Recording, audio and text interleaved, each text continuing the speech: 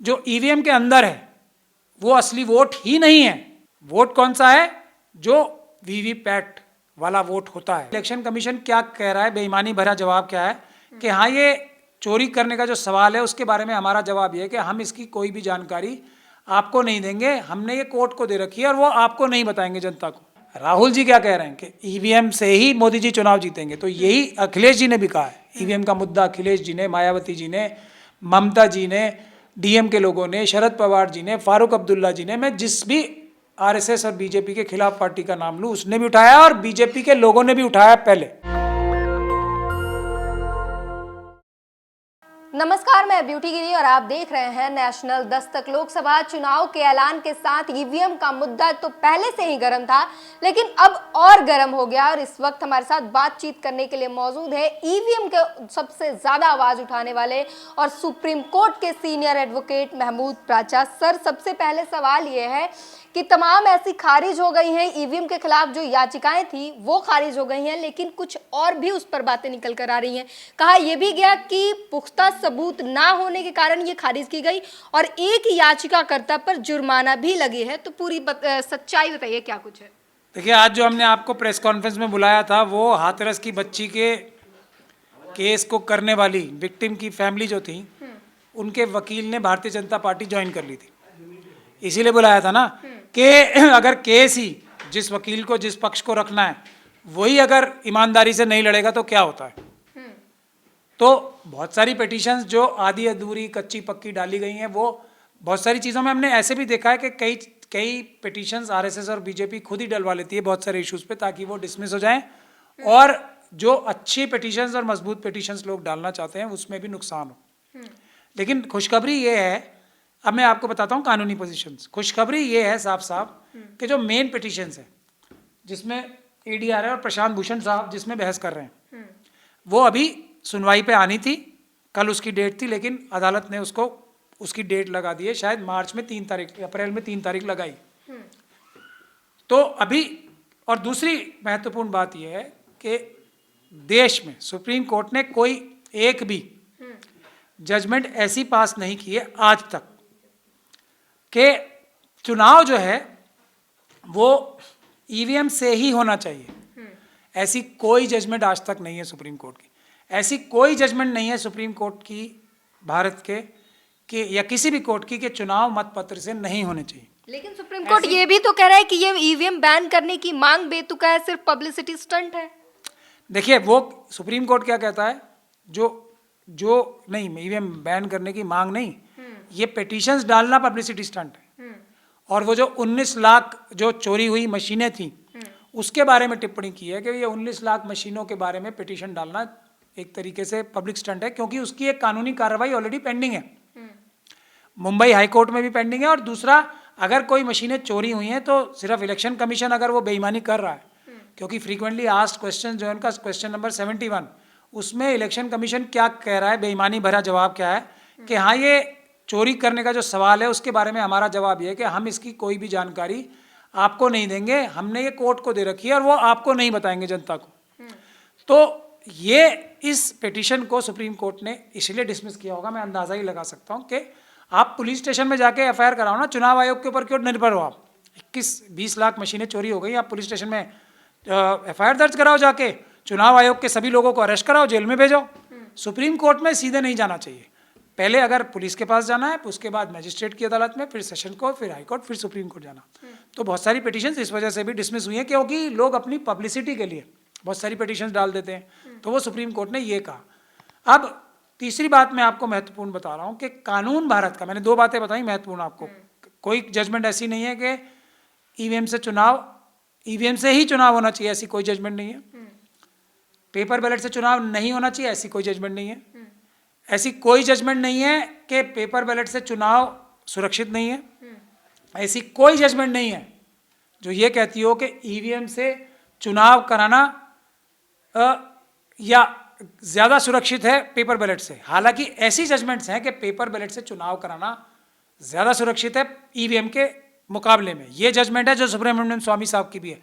उन्होंने ये कहा, और आज का कानून भी जो है, सुब्रमण्यम स्वामी साहब की जजमेंट जो एक सुप्रीम कोर्ट की जजमेंट है, वो ये साफ तौर पे कहती है कि असली वोट जो है, जो ईवीएम के अंदर है, वो असली वोट ही नहीं है। ईवीएम के अंदर जो वोट है वो वोट ही नहीं है। वोट कौन सा है? जो वीवीपैट वाला वोट होता है। वीवीपैट का क्या मतलब है? Voters verified paper audit trail. मतलब जो वोट व्यक्ति खुद देख ले और उसको वेरीफाई कर ले, तो वीवीपैट का सबसे अच्छा तरीका कौन सा है? सुप्रीम कोर्ट ने क्या कहा है? वीवीपैट ही वोट है। और वीवीपैट का सबसे अच्छा तरीका क्या है? Paper audit trail. क्या होगी? मतपत्र, पेपर बैलेट। एक तरीका उसका कमजोर वाला वो भी हो सकता है कि आप वीवीपैट की मशीनें लगाओ और ईवीएम में जो वोट सुप्रीम कोर्ट ने माना ही नहीं, वीवीपैट का वोट माना है, तो वीवीपैट का वोट ही वोट है। ईवीएम के वोट तो ना गिनती किए जा सकते हैं। ये जजमेंट है, ये ही वोट है। और ये वोटों का सबसे अच्छा तरीका पेपर बैलेट है। वीवीपैट का भी सबसे अच्छा मॉडल ही पेपर बैलेट है। तो अब आप मुझे बताइए, धारा 61 कैपिटल ए जो है, वो जो ये कहती है कि जो आज का कानून है कि चुनाव मतपत्र से ही होने चाहिए, पेपर बैलेट से ही होने चाहिए। किसी एक दो जगह अगर चुनाव आयोग को ये लगता है केस टू केस बेसिस पे कि यहाँ पेपर बैलेट से चुनाव ना करा के ईवीएम से चुनाव कराना चाहिए, इलेक्ट्रॉनिक मशीन से चुनाव कराना चाहिए, किसी और मशीन से चुनाव कराना चाहिए, तो वहाँ कुछ अच्छे रीजंस देके चुनाव आयोग ईवीएम से भी चुनाव करा सकता है। ये भारत देश का कानून है आज की तारीख में। तो अब मुझे ये बताइए कि ये कौन फ्रॉड लोग हैं जो ये कह रहे हैं कि सुप्रीम कोर्ट ये कहती है कि ईवीएम से ही चुनाव होने चाहिए। तो सुप्रीम कोर्ट को तो कोई मेरे ख्याल से जजमेंट पास करने की जरूरत ही नहीं है। सुप्रीम कोर्ट अपनी जजमेंट पास कर चुका है, वीवीपैट वाले ही वोट हैं। हम ये उसके ऊपर ये कह रहे हैं कि वीवीपैट का सबसे अच्छा तरीका पेपर बैलेट है और उसके ऊपर 61 कैपिटल ए धारा है जो ये कहती है कि पेपर बैलेट से चुनाव होने चाहिए। अगर किसी एक दो जगह चुनाव नहीं कराने कोई वजह देके तो चुनाव आयोग उन एक दो जगह पे चुनाव ना कराए। आप लोगों ने बहुत मजबूती से ईवीएम की लड़ाई लड़ी है, लेकिन आप लोग कह रहे थे कि जनता ने आपको जिम्मेदारी सौंपी है। अब जनता सवाल पूछ रही है क्योंकि जनता के पास ये खबर पहुंच रही है कि आप लोगों के बीच में फूट है। क्या कहेंगे आप इस पे? नहीं, कोई फूट का सवाल ही नहीं उठता। ये तो एक जन आंदोलन है जो जनता की आकांक्षाओं पे, अपेक्षाओं पे ईमानदारी के साथ लड़ता रहेगा। जो जनता ने जिम्मेदारी लगाई है वही जनता का सच्चा नौकर है। जो वीवीपैट ईवीएम के मुद्दे से जरा भी भटक जाएगा तो जनता उसे नकार देगी। यही तो मोदी जी के साथ क्या है बात। मोदी जी झूठ बोलते हैं, मोदी जी अपनी बातें कुछ कहते हैं और करते कुछ और हैं। यही तो नाराजगी है बीजेपी के साथ भारत देश की जनता की। और क्या है, झूठ ही झूठ बोलते हैं। हमारा मुद्दा वही लोग लीड कर रहे हैं, वही लोग लीड करेंगे जो इलेक्शन वोटिंग मशीन को हटाने का अपने जिंदगी का सबसे महत्वपूर्ण मुद्दा मानते हैं, जो ये मानते हैं कि सारी समस्याओं का समाधान ईवीएम की मशीन को हटा के हो सकता है, जो ये मानते हैं कि हमें अपने किसी भी कार्य को करने से पहले, किसी भी पॉलिटिकल पार्टी से बात करने से पहले सबसे पहला मुद्दा रखना है कि आप ईवीएम में हमारा समर्थन करो, ईवीएम की लड़ाई लड़ो, क्योंकि इसमें आपका भी भला है और देश की जनता का भला है। कोई भी व्यक्ति, और हम खुद, हमारी टीम ने जो एक गठित हुई भी थी, जनता ने जिनकी जिम्मेदारी लगाई थी, तो यही तय किया था कि हम किसी भी पॉलिटिकल पार्टी जो आरएसएस और बीजेपी का विरोध कर रही है ईवीएम के मुद्दे पे खास तौर पे, उसके साथ हम अपनी सारी सर्विसेज देने के लिए तैयार हैं। वो हमारी कोई जिम्मेदारी लगाएंगे तो हम वो जिम्मेदारी मानने के लिए तैयार हैं, लेकिन ईवीएम का मुद्दा पहला रहेगा। वो अपने मैनिफेस्टो में लिखेंगे कि हम ईवीएम हटाएंगे। अब के बाद कोई भी चुनाव, मतलब आज से, अब से कोई भी चुनाव पेपर बैलेट से ही होगा, ईवीएम से नहीं होगा। और जन आंदोलन करने के लिए सड़क पे आएंगे तो हम लोगों के जो जनता का प्यार है, जो जनता हमें दे रही है ईवीएम के लिए, वो हम इन पॉलिटिकल पार्टीज के साथ जाके अपने इस प्यार को उनके काम में लगाने के लिए तैयार हैं। ये हमारा आज भी यही स्टैंड है, पहले भी यही स्टैंड था। मेरी जिम्मेदारी लगाई गई थी सारी टीम द्वारा कि मैं सभी पॉलिटिकल पार्टीज को इस एजेंडे पे तैयार करूंगा। मैंने तैयार कर भी लिया था, लेकिन बीच में कुछ साथियों ने थोड़ी जल्दी कर ली। अब मुझे उसकी वजह नहीं पता, मुझे खुद भी बाद में ही पता लगा था, मैं खुद भी बहुत हैरान हुआ था। लेकिन बुनियादी बात यही है कि आज भी जो ईवीएम की बात करेगा वही पॉपुलर चेहरा है, वही जनता का प्यार हासिल कर रहा है, जो ईवीएम को मुद्दा नंबर 2 भी रखने की चेष्टा करेगा। जनता का प्यार वो 1 सेकंड में खो देगा, ये मैं पूरी जिम्मेदारी के साथ कह रहा हूं। हम भी, हमारे बाकी साथी भी, हम चाहते हैं कि वो ऐसे लड़ाकू चेहरे, ऐसे संविधान से ना कॉम्प्रोमाइज करने वाले चेहरे संसद में जाएं, लेकिन ईवीएम के मुद्दे को कॉम्प्रोमाइज नहीं करें। अगर वो करेंगे तो जनता उन्हें छोड़ देगी, जनता नकार देगी। आपने लगातार सबूत दिए, आंदोलन किए, सब कुछ किया, और आपने इतना आंदोलन किया कि हर जगह ईवीएम की हैकिंग की बात होने लगी। लेकिन अब बात करें आपके ही साथी भानु प्रताप जी की, तो वो अब कह रहे हैं कि ईवीएम से चुनाव हो रहा है और हम ईवीएम से ही लड़के जीतेंगे। मतलब अब वो ये इस बात का सबूत दे रहे हैं कि ईवीएम हैक नहीं होता। अगर ईवीएम से ही लड़के जीतेंगे तो फिर ईवीएम हैक नहीं होता। क्या कहेंगे आप इस पर? देखिए, एक से बढ़कर एक साथी है। भानु प्रताप जी भी एक साथी थे और हैं, और आगे भी रहेंगे अगर वो ईवीएम की लड़ाई को उसी मजबूती से लड़ेंगे जिस मजबूती से वो अभी तक लड़ रहे थे। मुझे 48,000 वोल्ट का करंट का झटका लगेगा, जो बात अगर आप बोल रही हो तो ये अगर भानु प्रताप जी ने बोली होगी कि ईवीएम उनका सबसे बड़ा मुद्दा नहीं है, या वो ईवीएम से आज ये कहने को तैयार है कि ईवीएम से लड़के भी जीत जाएंगे वो। क्योंकि मैं एक अलग बात कहता था, भानु प्रताप जी और दूसरे लोग अलग बात कहते थे। मैं ये कहता था हमेशा से, आप मेरी पुरानी वीडियो भी निकाल के दिखा सकते हैं, मैं खुद आपको भेज दूंगा, कि 20% तक वोट जो है ये ईवीएम के माध्यम से आरएसएस और बीजेपी मैनिपुलेट करके अपने 20% तक वोट बढ़ा लेती है। बाकी सब लोग ये कहते थे कि बीजेपी कितने भी वोट बढ़ा और घटा सकती है ईवीएम के माध्यम से। भानु प्रताप जी भी यही कहते थे। तो अब अगर उनकी बात में वो विश्वास रखते हैं, जो बात वो कहते थे, तो ये चुनाव लड़ने से भी महत्वपूर्ण कार्य जो करना चाहिए, और अखिलेश जी को भी मनाना चाहिए। और मैं कोशिश कर रहा हूँ कि अखिलेश जी से हमारी मुलाकात हो जाए तो हम उन्हें 10-15 मिनट में ये बात समझा देंगे कि ईवीएम से चुनाव कराने में बहुत बड़ा खतरा उनके सभी कैंडिडेट्स को है, और ईवीएम से चुनाव रुक सकते हैं अभी भी। ये भी हम उन्हें मैंने तो सभी लोगों से बात की ना, और बहुत सारी देखिए जो देश की सबसे बड़ी अपोजिशन पार्टी है उसके लीडर्स क्या कह रहे हैं आज। तो क्या आप नाम वापसी के आह्वान करेंगे? राहुल जी क्या कह रहे हैं?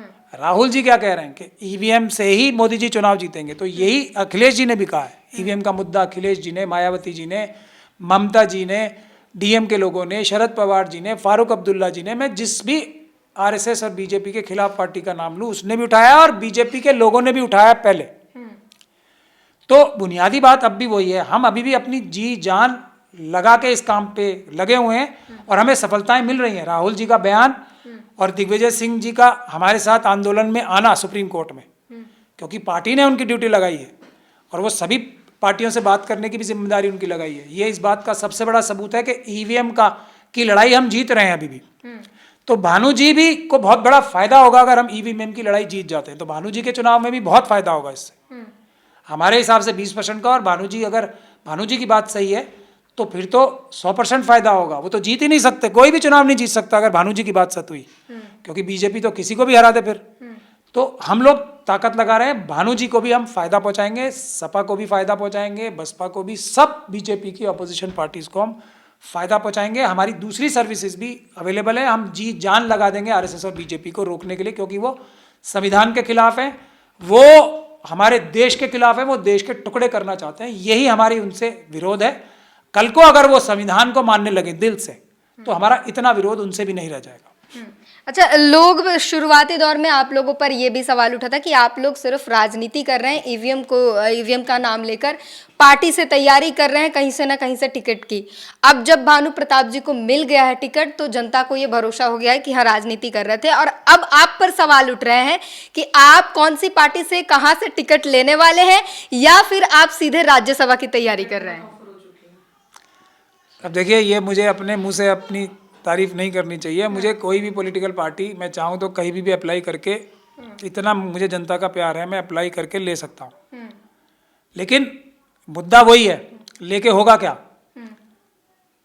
देश को बचाना ज़्यादा ज़रूरी है या हम लोगों का इंडिविजुअल तौर पे पार्लियामेंट में जाना? ये ज़्यादा ज़रूरी है। जो हमारे पास जो लड़ने वाले ईमानदार चेहरे हैं वो सब के सब एक साथ पार्लियामेंट में जाएं, ताकि हम ऑपोजिशन को भी मजबूती दे सकें, ताकि हम बीजेपी को हरा ही सकें। क्या हम लोगों को सबको कैंपेनिंग करने का जब हम फेज बनते, आप वो समय देखिए, तो ज़रूरी क्या है कि हम सब जो लड़ने वाले लोग हैं वो एक साथ फेज बने, ऑपोजिशन पार्टीज़ का, जो ऑपोजिशन की जितनी भी पार्टीज हैं उसका फेस बने, उनको मजबूत करें। लोकसभा और राज्यसभा तो आनी जानी चीज़ है, जनता का प्यार सबसे महत्वपूर्ण चीज़ है। और हम ये तो लोकसभा का चुनाव तो जनता की नौकरी का है ना, जनता ने हमारी दूसरी नौकरी लगा रखी है। लेकिन मैं अब भी ये बात कह रहा हूँ, हम लोग जो हमारे साथी हैं सारे, और वो पूरे देश में हैं, हम लोग दिल से ये चाहते हैं कि हम कोई भी पॉलिटिकल पार्टी हमारा कोई भी इस्तेमाल करना चाहती है वो करे, लेकिन ईवीएम का मुद्दा पहला रख के ही करेंगे। हम इस प्रकार से ईवीएम को मुद्दे को दोयम मुद्दा या दूसरा मुद्दा बनाने को तैयार नहीं। ठीक है, तो तमाम सवाल थे इनके गुट में, जो है फूट पड़ जाने के सवाल थे, और तमाम चीज़ों पर इन्होंने बखूबी जवाब दिया। एक सवाल जो सुप्रीम कोर्ट में याचिकाएं खारिज होने पर बहुत कंफ्यूजन था, जनता में ये भी था कि पिटिशन डालने पे जुर्माना लग जाएगा, उस पर भी इन्होंने पूरी तरीके से क्लैरिटी के साथ समझा दिया है। पूरी बातचीत पर अपनी प्रतिक्रिया आप जरूर दीजिए। कैमरामैन आशीष के साथ ब्यूटी गिरी, नेशनल दस्तक। नेशनल दस्तक की आपसे गुजारिश है कि अगर इसको बचाना चाहते हैं तो नेशनल दस्तक को सब्सक्राइब करने के लिए रेड कलर के सब्सक्राइब बटन को दबाएं, फिर बेल आइकन की घंटी दबाएं। नेशनल दस्तक को बचाने के लिए बहुत जरूरी है कि हर खबर को शेयर करें, लाइक करें, कमेंट जरूर करें।